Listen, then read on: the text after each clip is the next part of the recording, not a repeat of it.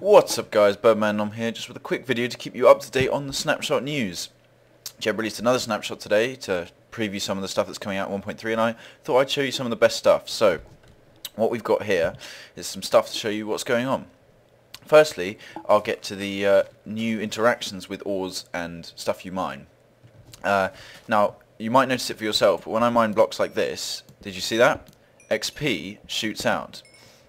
You're probably also wondering what I'm mining. Well, this is the new texture for the ore for the currency of villagers. However, I don't know currently what's going on, but I don't know whether or not there will be an ore for it, as Jeb has been talking about taking it out of the game altogether and making you have to sell things to villagers to get it. But there you are.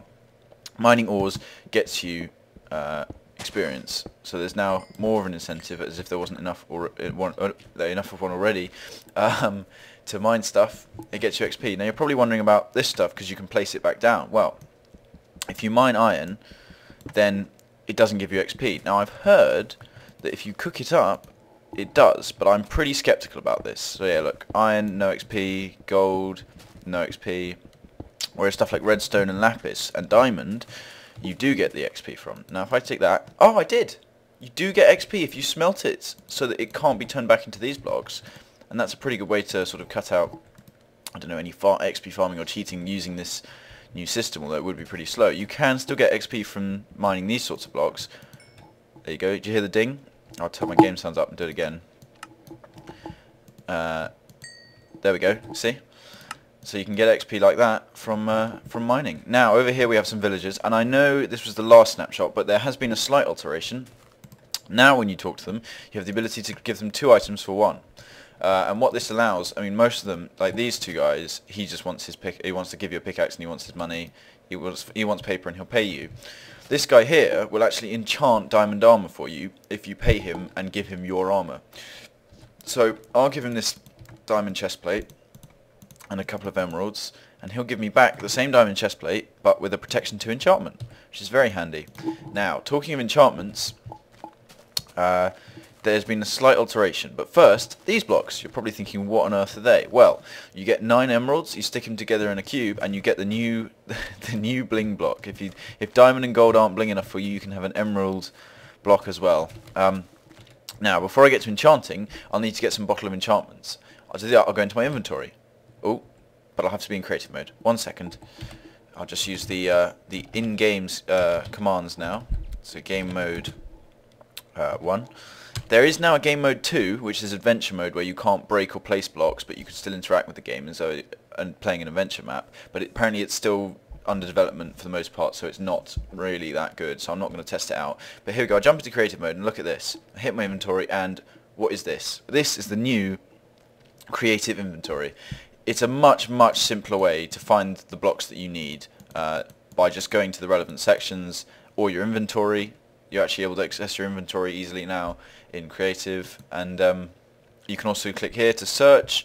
So what do we want? We go to the search items, and we are looking for bottle of enchanting bottles. So I type in enchant, or get close to it, and 2 enchantment things come up. Bottle of enchanting table. So let's grab a load of those, and you'll see why in a second. If I jump back into survival, game mode 0 for survival.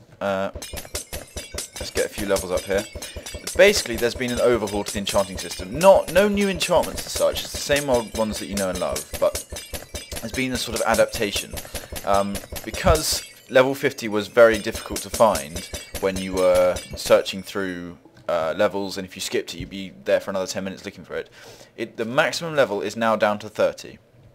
So with all these bookcases in the maximum configuration, the highest level you can get on an enchanting table is 30. However, a level 30 enchantment, and if you look, they come up. You get, with this configuration of bookcases, you'll always get a level 30, and then you get 2. It'll always stack in order. You have a low, a medium, and a high, and with this many bookcases, the high will always be 30. So it's very easy to get the top level enchantments now. So there's a sharpness 4 sword. I'll just do a bit more splashing. And I mean, this is a mix because it does mean it's a lot easier to get big enchantments, and whether or not that's making the game too easy, I don't know, but it's definitely good that... Oh, we'll just do a level 28 then, if we can. I'll knock out a couple of these bookcases. Just knock them out. with my axe. That's interesting. I wonder how many I have to knock out. Because it would appear that I've knocked out a good chunk now. And the 30 still appears... In which case, I want to try something. Because they say they're feeding it, but I've knocked out most of them now, and the 30 is still appearing regularly, so I'm going to plonk it over here. What happens now to do my bow? Okay, so now it's gone back down. I wonder, there's probably new laws on the bookcases and how they affect it, but I haven't actually looked at those yet. But if you know, leave it in the comments below, and that'll be very helpful for everyone. You can go down there and have a read. So this way, yeah, there's less feeding it. But look, I get Silk Touch and I'm breaking on level 14, so you can basically scale the levels down on all of the enchantments. There's one more feature in this update, but I can't remember what it was. I was going to... Oh, maybe... Oh, that was right. I left it down here. Oh, yes, it's just in this chest over here. I'll go and grab it and show you. Oh, oh no! Oh no! Oh, I remember it now. I'm only joking. Of course I knew that was going to happen, but... Essentially, oh, let's just switch game modes. I've probably messed it all up now, but I've used the new ability of dispensers to dispense liquids, and I've just essentially set up a trap. If you're wondering what triggered the trap, it was not actually a pressure plate. I'll show you what it is as soon as I get rid of some of this lava. Right, here we are. Unfortunately, the lava actually destroyed it, so I'll show you how to craft it here, and then I'll show you how it works. What you do is you grab, I think this is right, again, you grab any sort of plank, and then it's either a redstone or I think it's a stick actually. Hold on, I've been stupid. It's actually, what you do is you make sticks first, then you do any type of plank, a stick, and then a piece of iron, and you get tripwire hooks. Now you get 2 for each one that you craft, which makes sense because they work in pairs. And they work with string, so you'll need some string if you're going to do this. Now, I'll need some solid blocks to try this out on, but I've got another crafting bench, so I'll put another crafting bench down there. Actually, I'll do them slightly further apart, so it shows how far they can go. Like that. Yes. Oh, I'm not thinking today. Okay, let me just grab this iron then. We'll use this instead. So, you have one wall there. And one wall there, that'll do. You stick a tripwire hook on each, and then you connect them up by putting string on the ground in between them. And now what you have, now that this is pulled tight, you can walk over it, and you hear the click.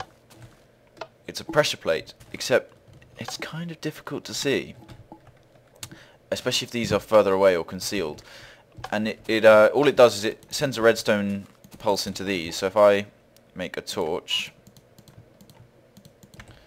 or 7, and put it on top of each, then watch the... I'll turn my FOV up so hopefully you can see the torches as I walk through. Oh no, but look, you see that?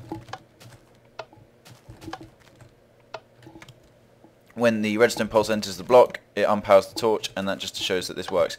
Now what you can do is, if you see one of these, say you're playing an adventure map, you can just break the string, but that does activate the tripwire. So you're better off breaking the tripwire, and that doesn't activate it. So there you are, some handy tips for tomb raiding. And that's about it for this snapshot. Some very cool stuff. I should turn back to creative. There is one more thing, but unfortunately I was unable to find one.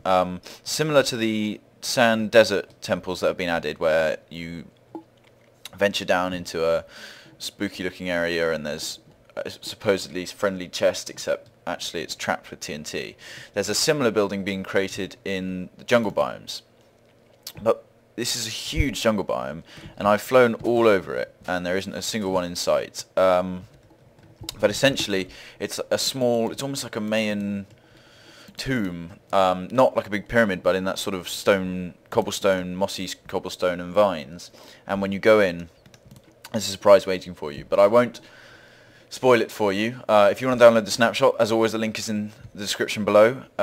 Thanks for watching, guys. Make sure to leave a like to spread the channel around YouTube, and subscribe if you want more videos. I've got a Let's Play and a build series as well. I do these updates as well.